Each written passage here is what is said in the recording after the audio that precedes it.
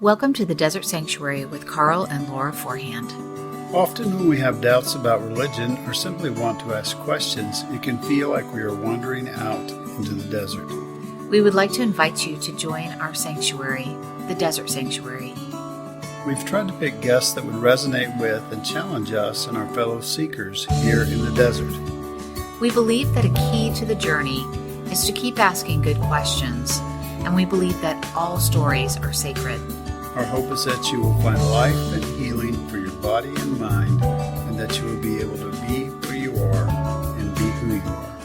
And now, here is our show. Hi, welcome back to the Desert Sanctuary podcast. We are still here joined with Jill and Larry Jordan, and we've had such a great conversation so far. If you haven't heard the first part of our conversation, please go back and check that out. Once again, we're talking about many different topics, and a lot of these are can be found in Larry's book, The Way. And so definitely look that up, check that out, buy it, get yourself a copy. But welcome back to the podcast, Jill and Larry. We're glad that you are here, and we are ready to dive into our next topic of conversation. Oh, thanks for having us back. Absolutely. Also, don't forget that Jill is an artist. Oh, a yes. good artist. And Yes. see if you can find her stuff. It's a little harder to find, but if you want to, you can find it. All right. So, Larry, are you kicking us off? I think we're going to talk about Eastern religion. So I'm going to let either you or Carl take it away, because I don't know much about that topic. One of the things you said at the end of our last conversation, Laura, was about beliefs and facts. And most people think that Christianity is sort of a typical religion, and it's really not, because it's so centered in beliefs. And that's really pervaded our culture. In the book, I say, where did we learn that beliefs are more important than facts? We learn that in church. Where did we learn that people with our beliefs are good people and people with other beliefs are bad people? We learn that in church. And I'm not blaming the strife in Western civilization necessarily entirely on church. I'm just saying that civilization's all wrapped up in church, and our assumptions.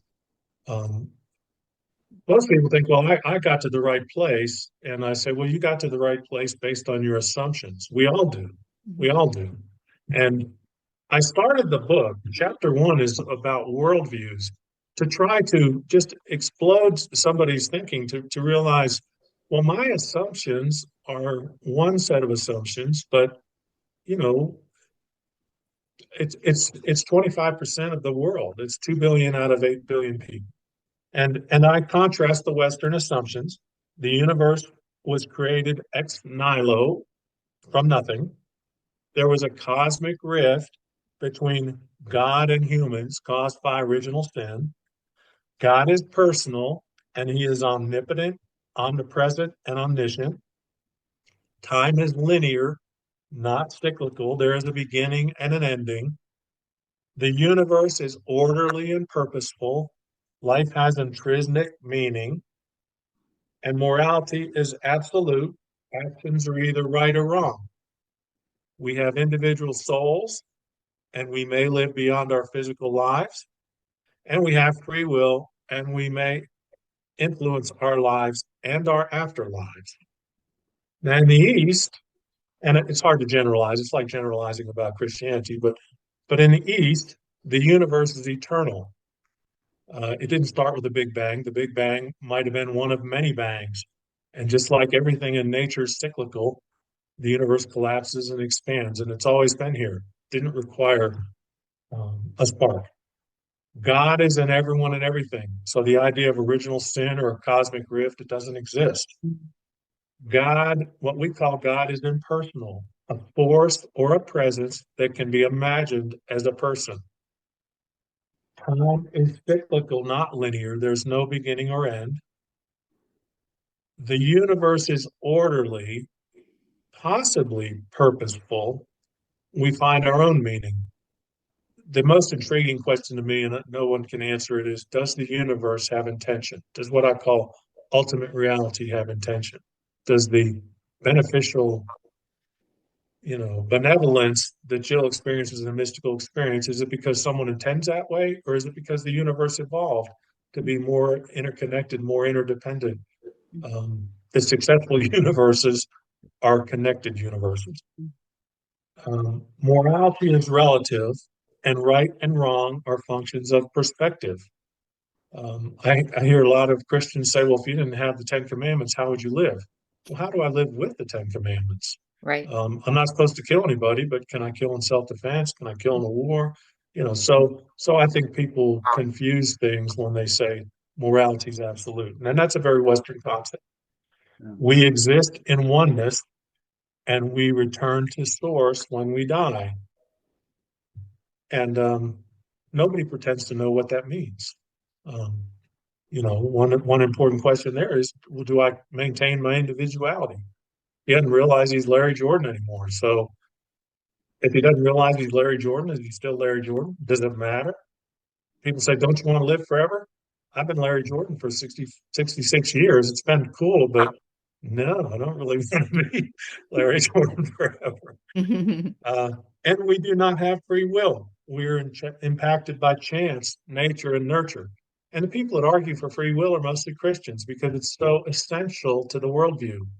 Um, if we don't have free will, and what does that look like? Well, most of what we do is related to our chemistry or our conditioning or the impact of prior actions that we or other people have taken, or just the probabilistic nature of sometimes I want to have a cup of coffee and sometimes I want to have a cup of tea. If you look at how our brains work, most of what happens in our brains is subconscious. And when they study how do you decide to make a decision? Well, first there's a little flicker that maybe suggests I'm going for coffee. Then I get a cup of coffee. Then my brain makes a decision, which is really reporting, I'm getting a cup of coffee. So if we think that we have agency, the more that you study it, the more that you have doubts about that whole concept. But again, it's very if we don't have free will, well, we're not responsible for our actions. We're not going to get rewarded. We're not going to be punished. What's this all about? Yeah. Pretty fundamental. Um, Tom Waits, singer songwriter, says we're all just monkeys with money and guns. And Christianity has drawn this bright line. Said we're creating God's image, nothing and no one else is. And in the East, it's like, well, no, we are God's image, um, everyone and everything. And that's why you have so much practices like vegetarianism in the East, because there's so much more acceptance that there's not so much difference between human beings and other sentient beings. That's why Buddhism talks about sentient beings. Um, Now, most people, the original religion, and this even goes, before Christianity, is Hinduism.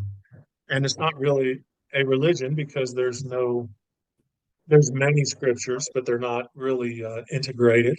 There's many worldviews. There are atheist Hindus and theistic Hindus.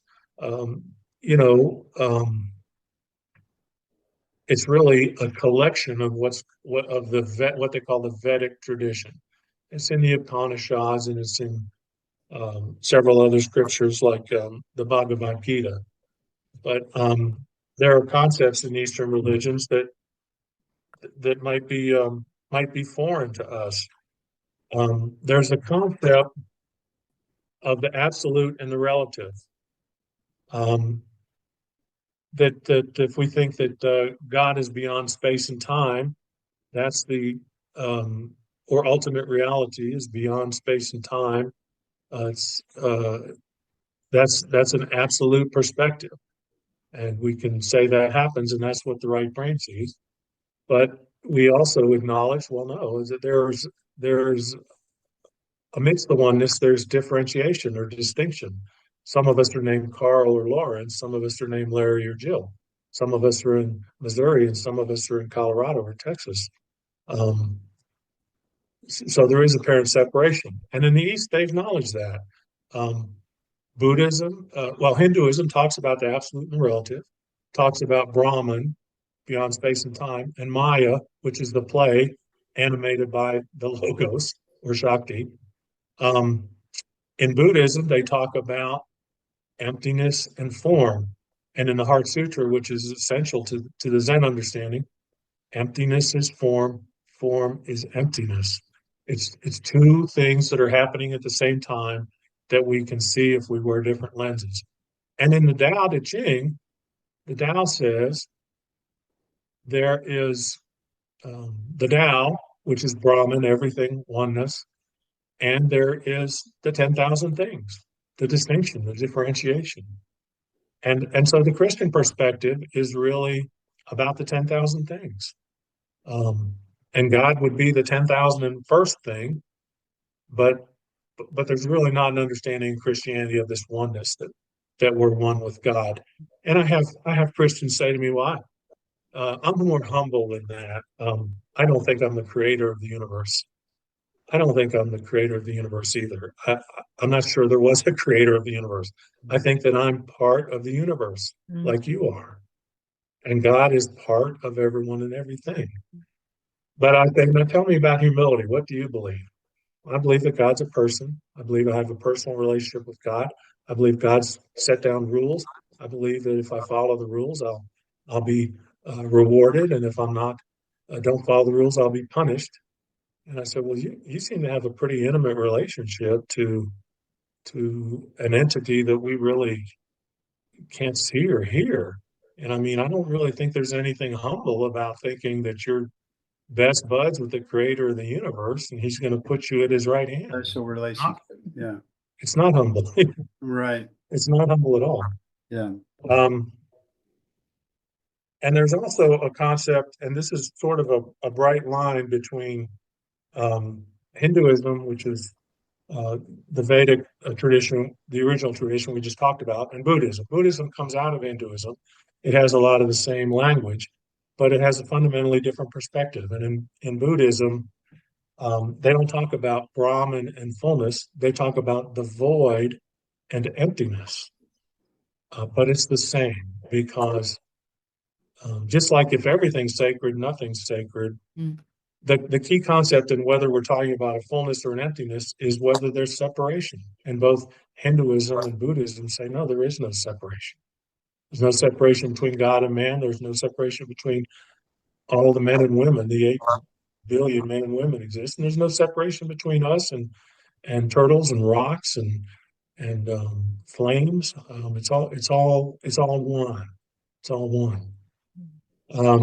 In Buddhism, there's a concentration on suffering. Now, in Christianity, when you suffer, people say, well, God has the purpose. There's a meaning behind the suffering. Jesus suffered more than you did. Jesus suffers with you. Maybe if you prayed or did something different, did you do something wrong to justify all these bad things?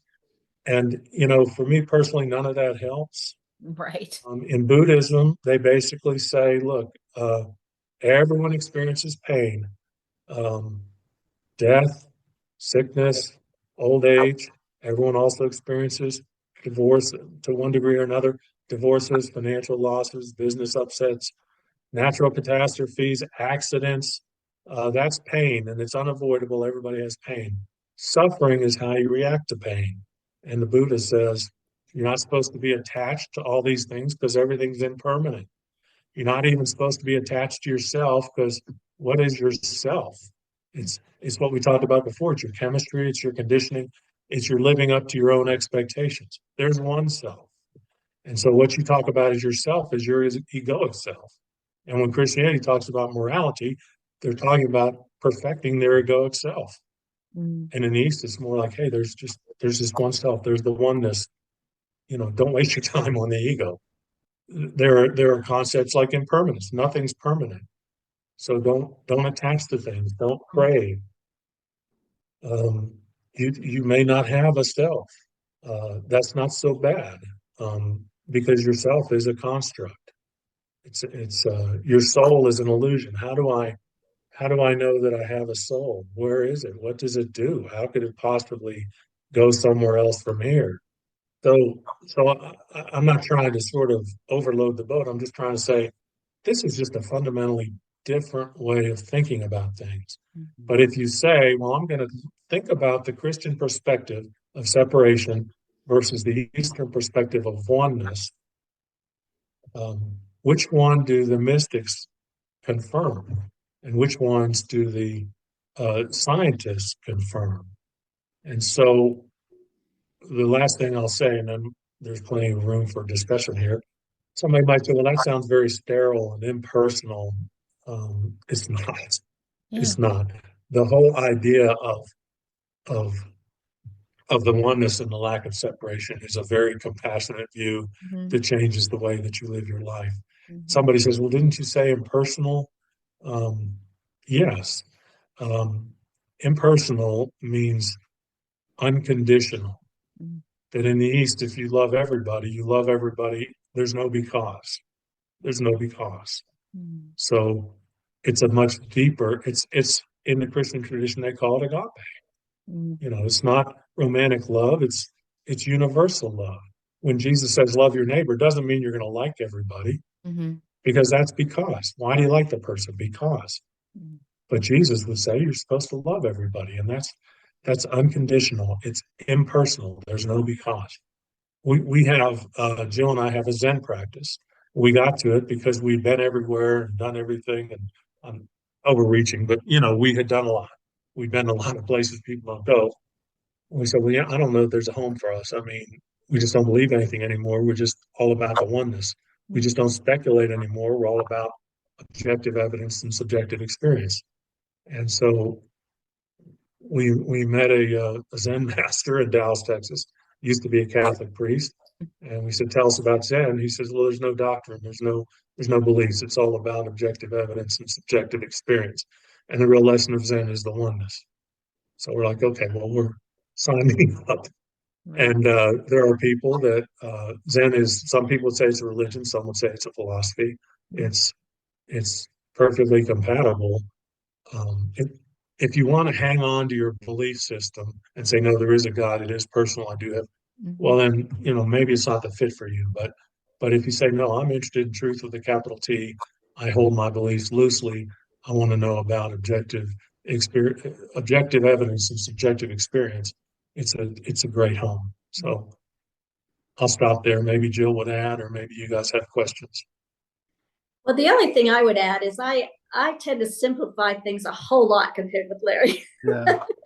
He goes in these deep dives and he analyzes all this. And the thing that strikes me about the difference between Eastern and Western is that in Western religions, it's a big thing that God created us in his Mhm. image. In the Eastern religions, and I think in a more generalized view, I think we create God in our image. However, we are conditioned to think about God. And I think that's a huge difference. Mhm. If the Eastern religions are saying, well, like in Buddhism, you can be a Zen Buddhist, have a Zen practice and be a Catholic. You can be a Zen Buddhist and be a Jew. You can be a Zen Buddhist and be Muslim. I mean, it's whatever lens you came from, take it from there. It's not a specific, God created us in his image. It's Mhm. no. There are all these different religions because we tend to create God the way we think. So that's my take on it. I know there's a lot more specifics that Larry talked about, but Yeah. like I tend to simplify it. Mm. So Part of my story is towards the end of my pastorate, I was doing yoga and meditation, and not to any great degree. I didn't, we watched Yoga with Adrian on YouTube, and, we started with 30 days of yoga, for January, and sometimes kept up with it, sometimes didn't. And my meditation at that time was elementary, right? Just real simple and more like centering prayer. So, Mhm. but they said, I was confronted, right, about Yeah. that and other things. Mhm. But I was confronted, and I said, well, have you ever been to a yoga class? And he said, no, and I never intend to. And I said, well, how did you get that information? How do you know that it's something that's wrong? You haven't ever experienced it or seen it even. And so they did a quick Google search. A couple of people that he had gotten fired up already, were sending me, and they all pointed to the same person. There's a person in their denomination that was a little higher up that made a statement about yoga. And it was based on a book that he read, which was a testimony of one woman who used to be a drug addict and went through some other stuff and blamed it on yoga. But no experience, no physical proof, nothing like that. I want to ask people dead set on their belief systems. Did you ever did you ever investigate anything else, or you just have the narrative that you got when you were 7 years old? Have you ever, studied those books you mentioned a while ago? When you first mentioned those a long time ago, I got most of those books, and I still haven't read all of them. But have you ever bought a book that wasn't sanctioned by your denomination? Have you ever watched a documentary that didn't quite agree with how you saw religion in the world or whatever? I think a lot of that is, a lot of, at least my experience in Christianity has been this huge, burden of or message of fear. And so, as you were saying that, I wrote down, like, when you talk about yoga or meditation, like as in true meditation, even though, the Bible talks about, or maybe not the Bible, but certain religions talk about meditation. But I think what people equate that with is more like prayer, time of prayer. But I think there's fear there, right? There's this fear that if I open myself up, like Jill didn't do purposefully when she went to go sit by the waterfall, but she was open, right? And so we have been taught that if we open ourselves up, we are making room for the devil or evil or whatever, the adversary. And I think that's where so much of that comes from, is that there's this fear. I mean, speaking from my own experience, it's probably been just within the last 5 years that I just don't have that fear anymore of even saying the word meditation, or um even though when we were doing yoga and still in the church, I didn't think of it as evil, but there was always that thought in the back of my mind, well, fingers crossed, hopefully I'm not letting in something evil. But what it really does, in my opinion, now is it just really opens you up to the concepts that you're talking about, Larry, that those concepts of oneness and of connectivity. And so I just think so much of the message of at least our denomination, our lens of Christianity has been the lens of fear. Just, I wanted to throw that in. Yeah, we've had discussions with people that with some people that hold their beliefs so tightly. When you say something else, they're like, stop.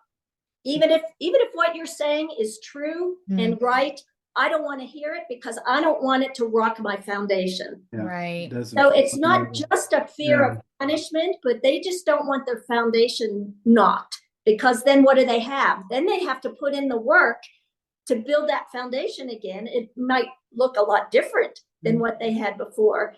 And so that scares people. So they don't want to be open sometimes. Yeah. We've actually say that to us. Yeah. To Carl's point, I say that it's like someone who says Texas is the best state. And I live in Texas, and it's in some ways a really good state, and in other ways not. But I've also lived in Arizona and Colorado and Pennsylvania and New York, and I've traveled all over the world. So I said, there's really good things about all those places, and some bad things about them too. How many other places have you lived in? Only Texas. I was lucky enough to be born in the best state.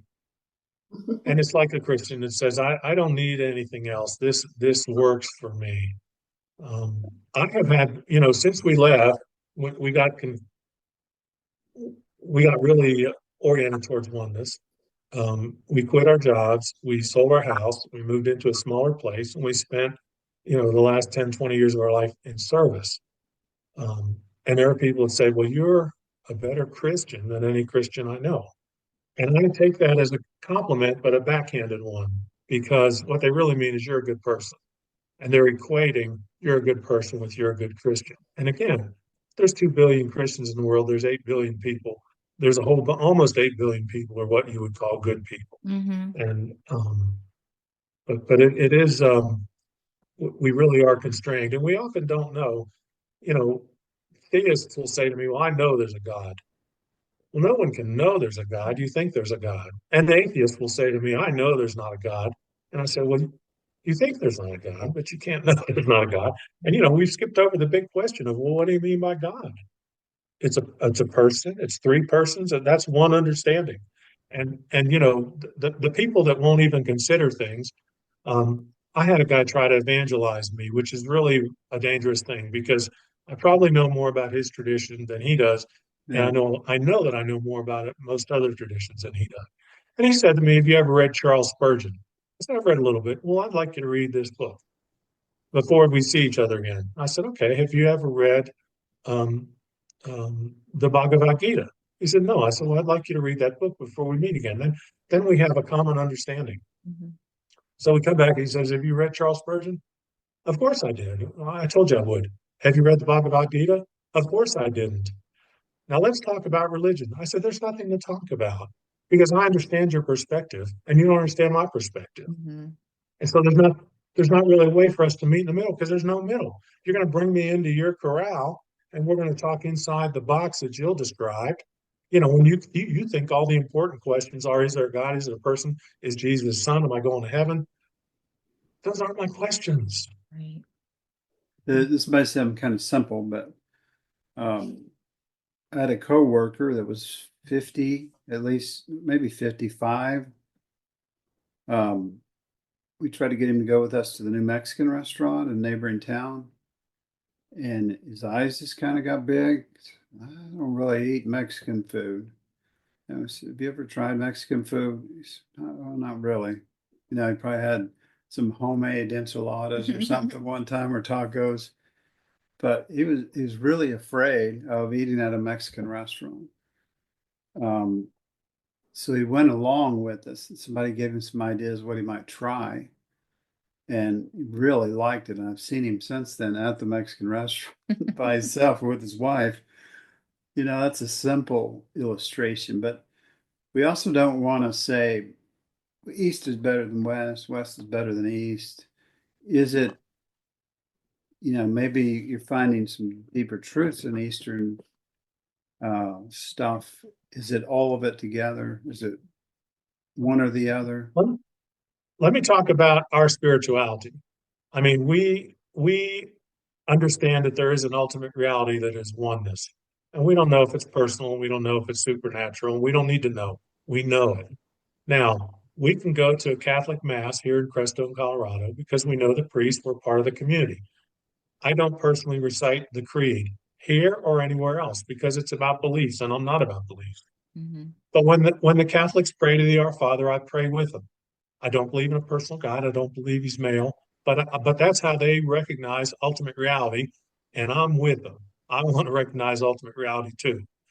Now, the next day we can go to a Hindu ashram, and they're chanting to the Divine Mother, and they don't have a creed because most religions don't have creeds. There's no Jewish creed, there's no Islamic creed, there's no Buddhist creed, there's no Hindu creed.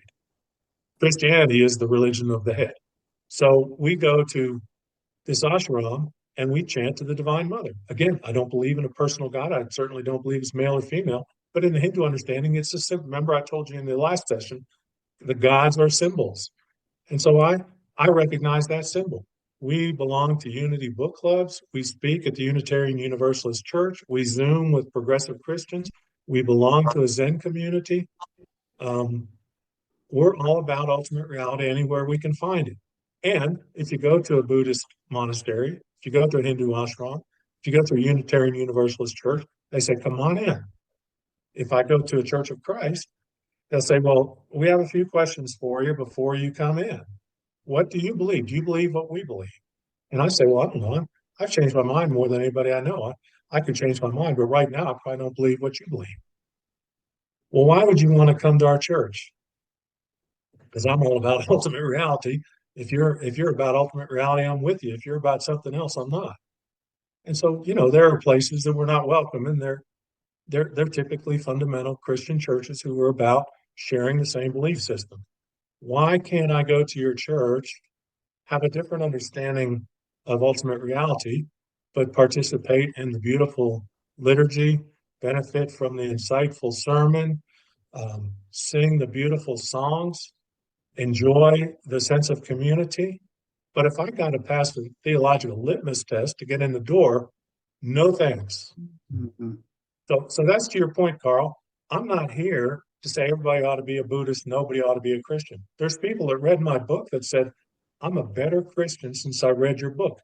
I love that. Yeah. I'm not, Jill and I are not trying to proselytize. Mhm. We're very joyful in the place that we are. I mean, since our change, uh, I'm speaking for myself. I cry more, I laugh more, I'm more joyful, I find more meaning in my life, I have more friends and deeper friendships. And it's a long story about how I got there, and it's in the book, and we're talking about it. But I'm a better person by any measure since I decided you know, I have to belong to this one church. And really, if somebody said today, well, what are you? I don't know. Do I have to be something? Right. I'm really happy to be in a lot of places. Mm. I think religions are like languages, and I like speaking a bunch of different languages. I like going to France and Spain. I don't ever want to have to say, sorry, I can't go to the ashram again. I'm an Episcopalian. They won't let me.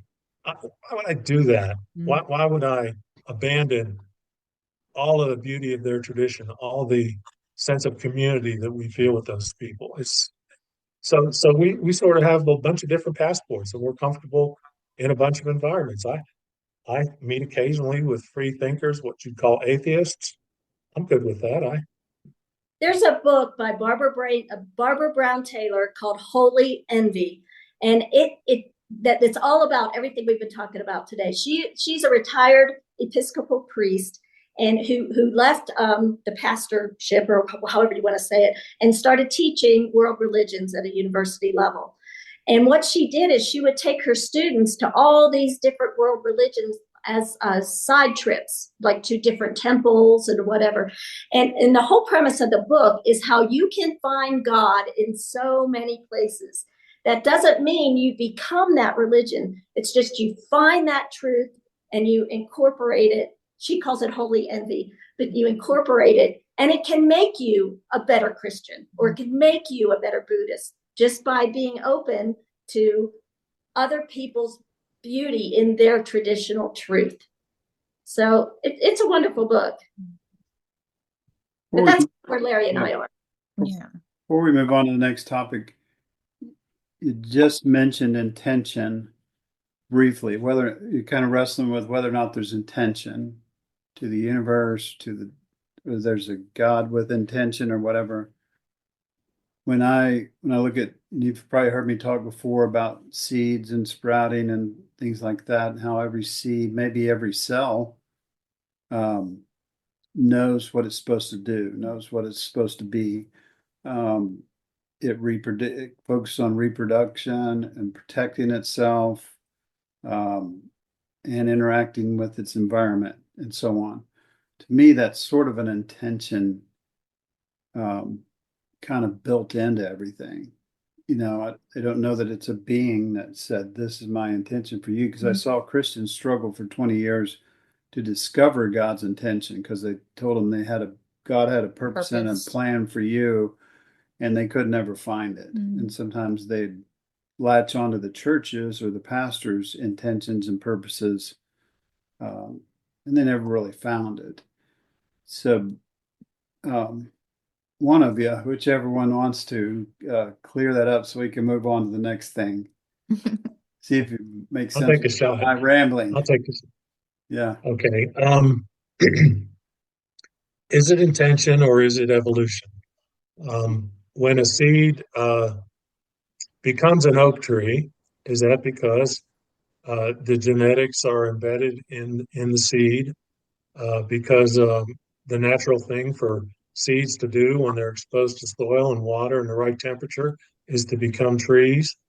Um, or to say that there's intention would suggest either that there's a divine being directing the seed to become a tree, or that the seed has some kind of innate intelligence and grows itself into a tree. Mm. And I think to me, the natural explanation is simpler, but I don't rule anything out. If somebody said, well, you're wrong about that, the universe does have intention. Okay, but it doesn't, again, it doesn't affect the way that I live. Now, something that's in a lot of conversations in the East that are not in the West is consciousness. And there's a debate. There's something called the hard problem of philosophy. How did something that started out as biology and chemistry and physics produce something as rich as a thought? Well, that's a really good question. And so there are some people who say, oh, you got it backwards. Consciousness doesn't come from matter. Matter comes from consciousness. And there are scientists that say the universe is not a great thing, it's a great thought. And so the materialist will say, well, you got your own tough question. How does something as amorphous as consciousness become as tangible as a tree or a rock or a person? Mm. And so in the book, I talk about something called panpsychism, which says it's a little bit like chicken and egg. All matter is, Einstein told us, I'm getting ahead of myself, next session. Einstein tells us that E equals mc squared. Matter and energy are basically the same thing in different forms. Mm. And so if we say, well, when we talk about matter and consciousness, why don't we say that consciousness is embedded in all matter? It's intrinsic. Mm. And that we have a high degree of consciousness. A rock has a low degree of consciousness. In the consciousness business, they talk about what is it like to be a bat? What is it like to be a human being? What is it like to be a rock? Are we as conscious as we think we are? Do I know that you're not a robot or a zombie, and that all of your interaction with me are just really good programming? What I think of as empathy or agreement or anger or sorrow might just be good programming. But on the other end, how do we know that a rock is not conscious? How do we know that, the scientists look at things like trees and say, well, trees seem to they seem to exist like aspen, they exist as one organism. It seems like when a tree dies, the rest of the forest provides nutrients to the trees. It seems like when a tree is eaten by a bird or an insect, he kind of somehow lets all the other trees know, hey, there's some bad guys out here eating us. So it may be that everything is conscious. Now, what does that mean? Is that intelligence? I don't know. I'd be hard pressed to say that a rock has intelligence or intention in the way that we think of it. Mm-hmm. Yeah. For the listeners, please stay tuned. We got 2 more to go, and this is great. It's going really fast, though. Thank you for joining us today on the Desert Sanctuary podcast. Remember, all who wander in the desert are not lost. We believe all of our stories are sacred. We are always here if you need someone to hear your story. Check out our blog on Papios and also our YouTube channel. And stay tuned for our Leaning Forward conference. Remember, we love you. And be at peace.